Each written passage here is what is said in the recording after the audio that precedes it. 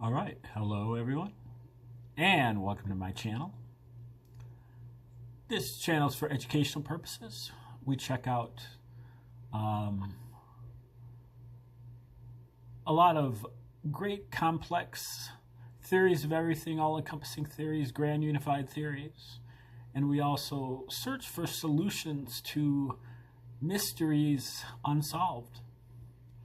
And that's kind of what we're working on here with these Bible decodes. Today's number 212, and we've been trying to figure out this New Testament. Figured that the Roman origins hypothesis was a good direction to take, and I think we've figured out a lot of it. And I've been looking at some other works, and I think I might have kind of fit the whole thing together. I mean, not the whole thing, but at least kind of the foundational narrative of what happened.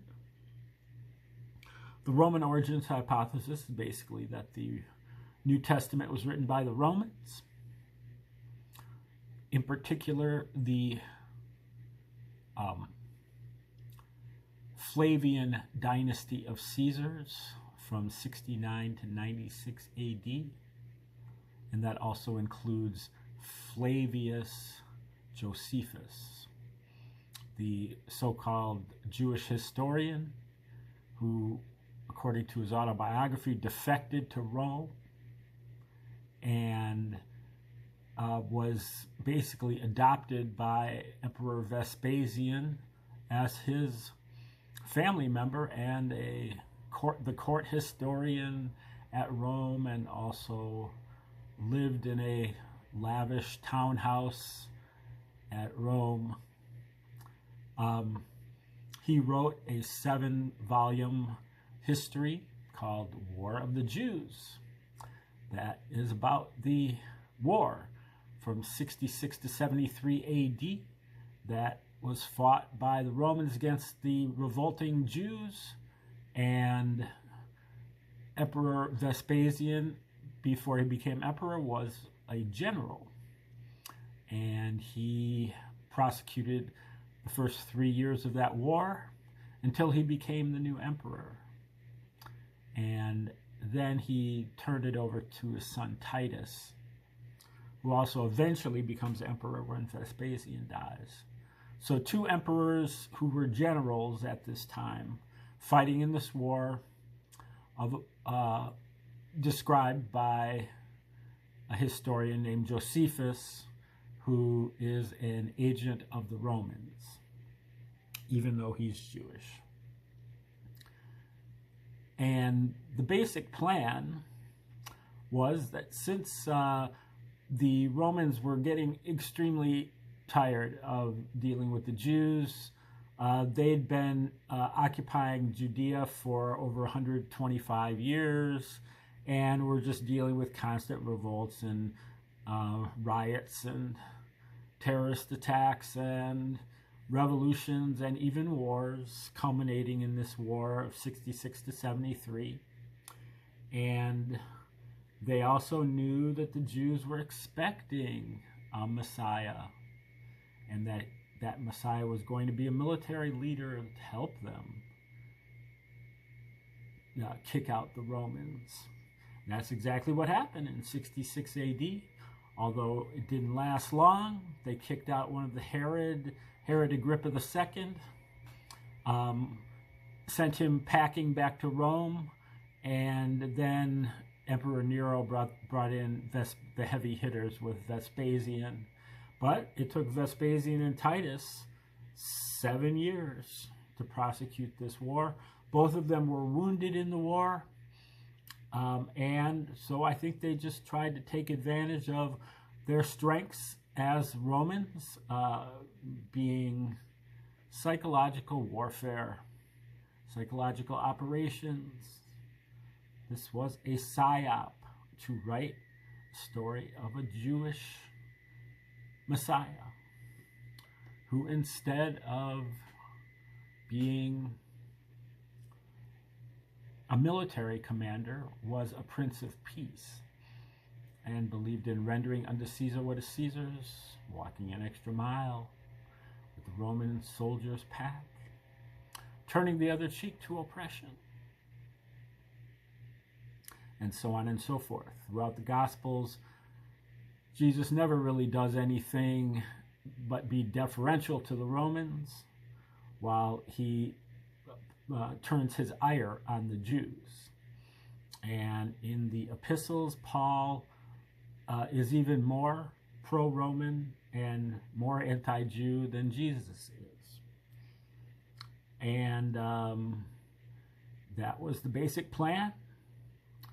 So they had that motive. They had the means, and they were really the only people who had the means and the opportunity to do this, because the Romans had a blanket on censorship, on distribution, and on publishing. So nobody was really publishing anything in first century Rome except for the Roman Caesars and their agents.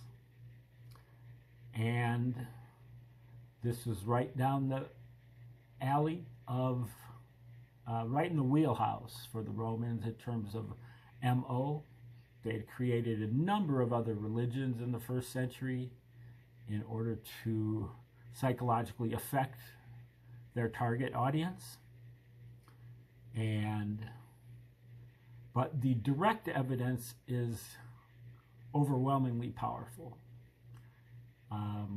If you look at, now what they did is they wrote the gospel stories and they backdated the story by 40 years, putting it in the late 20s, early 30s AD instead of in the early 70s, early to mid 70s AD, which is when it was written, and, you know, they backed up a few years to write this Jewish war. The parallels between the two works are obviously obvious once you look for them, and they are legion, 250 plus just in the book of Luke. That's over 10 per chapter. Total saturation of the book of Luke with the parallels or parables between Luke and War of the Jews. Michael Menescot's in his book Christianity's Origin as a Flavian secrecy cult, he maps out these parallels that he found, putting a dot on his graph with every corresponding parallel. Using the book of Luke on the vertical axis, War of the Jews on the horizontal axis, he plots 250 points, and it constructs 5 near-perfect letters in Latin. And Latin was the language of the Roman Caesars, the elite language of Rome, while Greek was kind of the more common language that everybody in Rome communicated in, and those who wrote in. The New Testament is written in Greek, and so is Josephus. Although Josephus does say that his first edition was written in a different language, he calls it the father tongue. Some people think that's Chaldee, some think it's Aramaic. Regardless, the main point is that the Romans wrote the book of Luke and they signed their name to it, or at least put their initials on it, APTVS, Titus and Vespasian, among others. And Joseph Atwill also looks at some of the parallels within the book of Luke that show that Jesus's 3-year ministry in Judea is a replica of Titus's 3-year military campaign in Judea. Every place that Titus goes, Jesus also goes in the same order, and at each location they experience parallel events that are spaced at 40 years apart. And we're talking about 40 or 45 separate events, not just a couple. So 45 events in the same order in both books.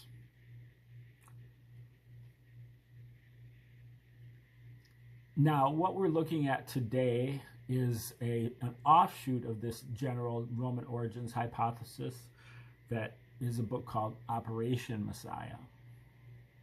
And this is written by Thies Voskuilen and Rosemary Sheldon. And they explore the idea, which is kind of like a more narrow focus of the Roman origins hypothesis, that the character Saul, Paul, was a Roman spy. And so he was really a big bag of false flag operations to get you diverted, to get you get the Christian church to manipulate them in certain ways into certain positions, and so on and so forth. So as we go through this book, they start going, especially through the book of Acts, and looking at the shenanigans that Saul is, that he is involved in. It's really like, he's basically like a walking false flag operation. Now, their thesis I agree with, but I just think it doesn't go far enough. If they could apply this same logic that they applied to Saul, if they have also applied this to Jesus, maybe they would recognize that the whole thing is a fiction, propaganda from the Romans, the entire thing, not just Saul's aspect of it, but the whole, the entire work is, I'm not saying that everything that Josephus says is a lie in his, so we're talking about both the Gospels and Josephus. If they're paralleling each other in that kind of way, then that means that both of them are in on it. Most likely written by the same source at the same time for the same reason. So anyway, let's read some of this book, Operation Messiah, and see where they go with it. We're in chapter 4. The answer to how Saul made his living is solved if he were acting as an agent for the high priest or the Romans. One opinion is that the plan to send persecutors to Damascus was that of the high priest and not Saul. His activities as a foreign person of non-Jewish extraction or a diaspora Jew are made clear. He is just the sort of person who may have entered the service of the high priest and engaged in police activities or undercover work which a native-born Jew or a pious Pharisee might have rejected. Pious Jews in Jerusalem were resentful of Roman hegemony and of the Sadducean Quisling regime, which did its bidding. All that was written about Paul later was aimed at attributing to him a more glamorous origin than he, in fact, had. Scholars have tried to explain away this phase of Saul's career as motivated by religious zeal, rather than by the more banal motive of earning a living using whatever unsavory means were open to an immigrant from Asia Minor. Certainly the pious reader does not want to have Saul connected to the Roman persecutors. This section is called Saul and the High Priest. Just hang on a second. Need to make one technical change here. Okay.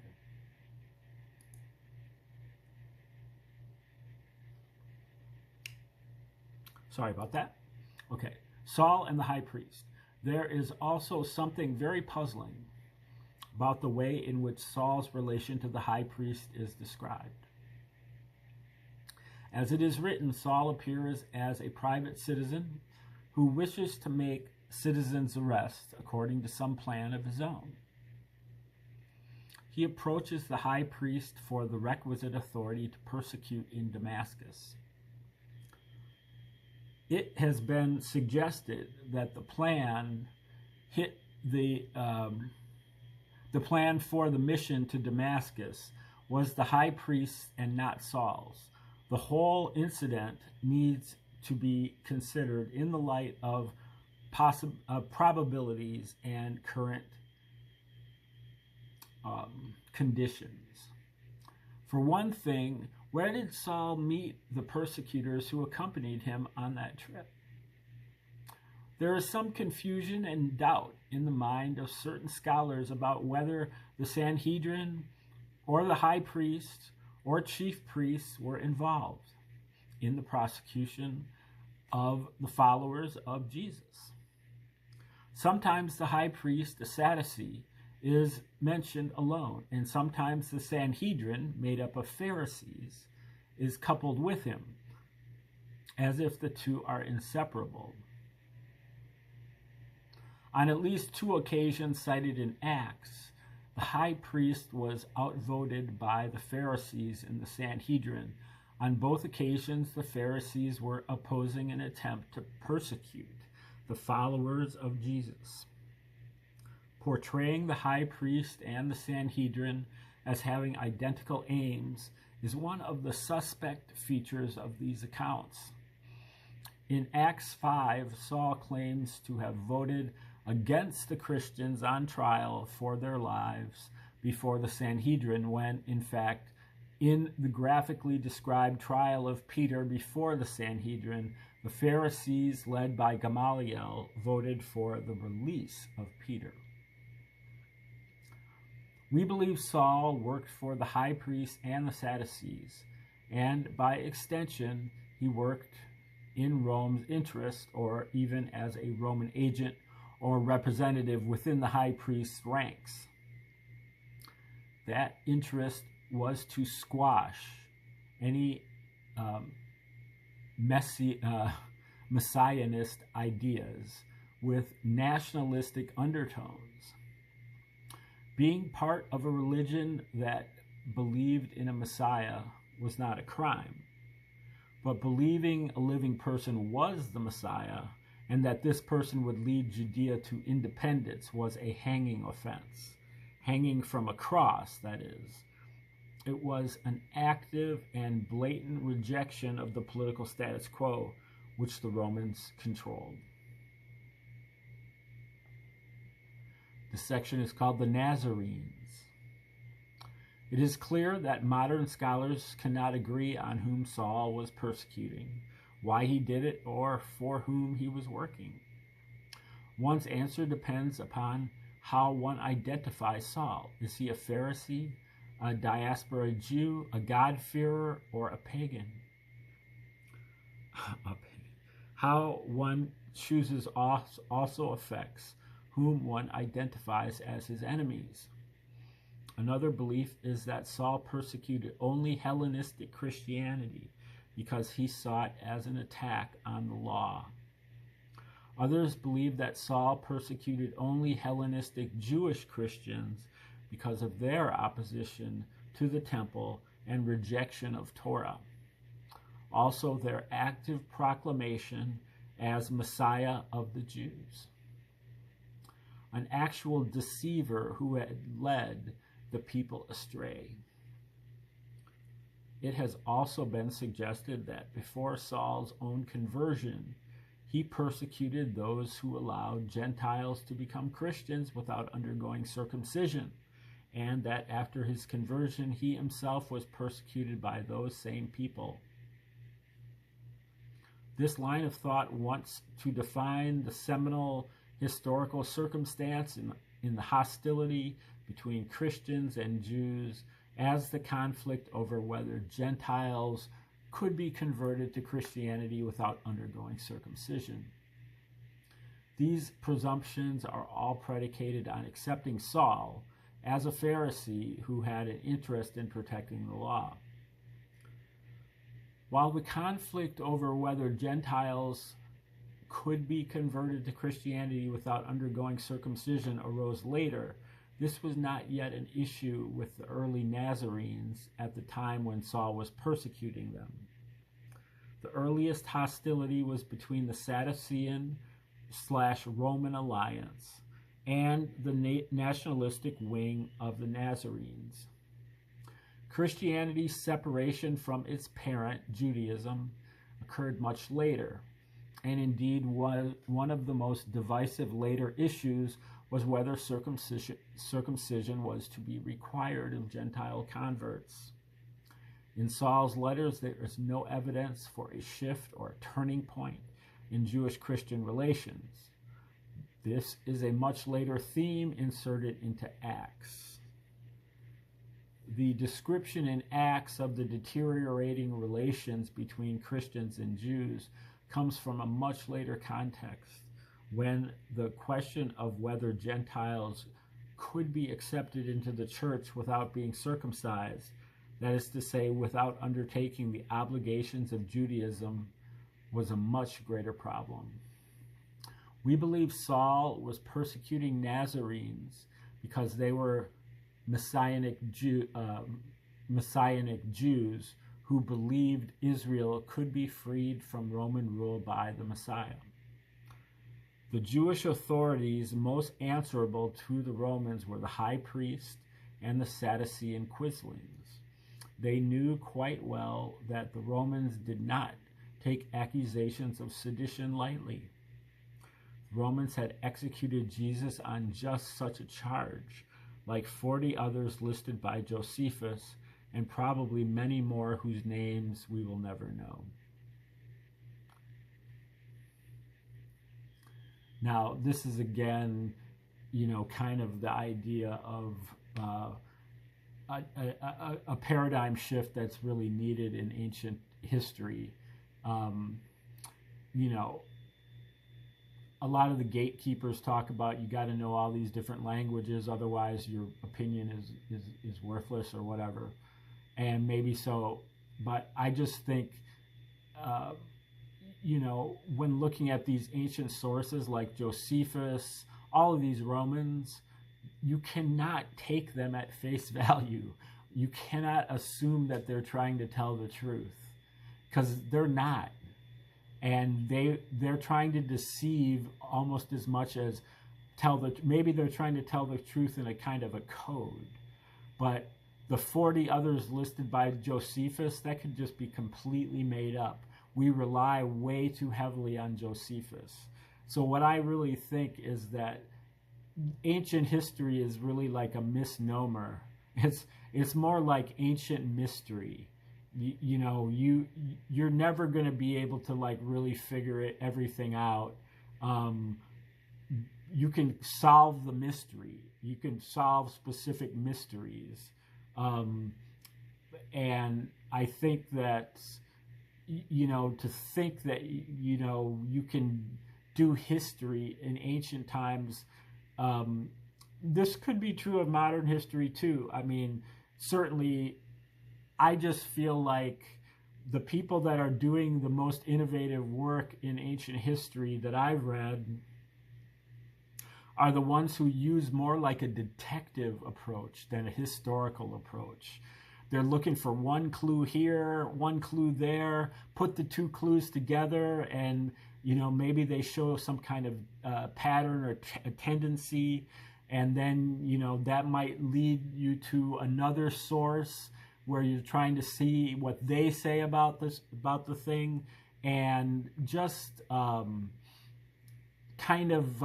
I think ancient historians rely on these sources like Josephus, which is just a very polluted source. He might have some stuff right, but most of it is propaganda based. He's got Vespasian looking over, and Titus looking over his shoulder, even if he even exists, we don't even know that he exists. He could just be a pen name for somebody else. And so this is all stuff that I think a lot of these ancient historians, they kind of take Josephus for granted, and some of these other ancient sources, they take them seriously. And they have to be taken very tentatively. You have to look at, I think they actually are trying to tell the truth, but in code. And so you have to be able to kind of decipher it. So it's really, again, more detective work than historical work. There's only a finite amount of sources. You could probably master the sources in a 10-year period or whatever, but to know how they fit together, again, Roman Piso and Abelard Reichland, they both really use this method of figuring out who is who. Everybody's using alias names, fake names, and in order to decipher who these people are, you got to kind of look at their private letters and stuff, and look at where they say they were at a certain time, and see what their career, if their career coincides with that. Like if they were governor of a certain place at a certain time, then that explains why they were there, and they wrote a letter that said they were there, or somebody else with a different name wrote that letter. And there's a lot of patterns there, but you wouldn't know them unless you kind of got more intimate with not just the historical sources, but these personal sources and other clues. Okay, back to the text. The leader of the Nazarene community was James.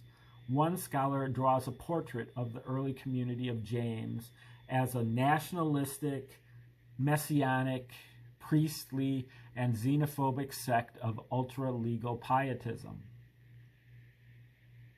Another author refers to them as Lubavitcher Christianity.